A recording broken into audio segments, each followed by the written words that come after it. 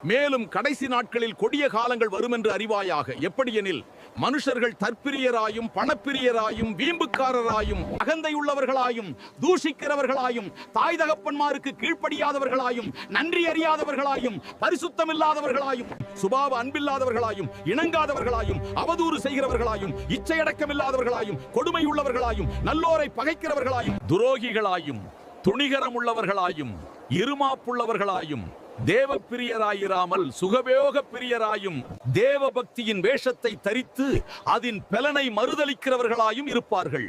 இப்படிப்பட்டவர்களை நீ விட்டு விலகு. பாவங்களால் நிறைந்து பற்பல இச்சைகளால் இழுப்புண்டு எப்பொழுதும் கற்றாலும் ஒருபோதும் சத்தியத்தை அறிந்து உணராதவர்களாயிருக்கிற பெண் பிள்ளைகளுடைய வீடுகளில் இப்படிப்பட்டவர்கள் நுழைந்து அவர்களை வசப்படுத்திக் கொள்ளுகிறார்கள். என்னேயும் எம்பிரேயும் மோசேக்கு எதிர்த்து நின்றது போல இவர்களும் சத்தியத்துக்கு எதிர்த்து நிற்கிறார்கள்.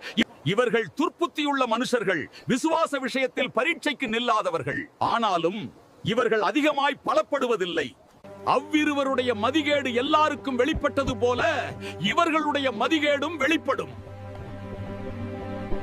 தால்மூத் என்ற யூதர்களின் முக்கியமான மதவிளக்க நூலில் என்னையும் எம்பிரையும் மோசேக்கு எதிர்த்து நின்ற பார்வோனின் தலைமை மந்திரவாதிகள் என்று கூறப்பட்டுள்ளது.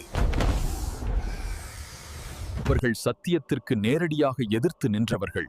அதேபோல கடைசி நாட்களிலும் அவ்வாறே இருக்கும் என்று பவுல் எச்சரிக்கிறார்.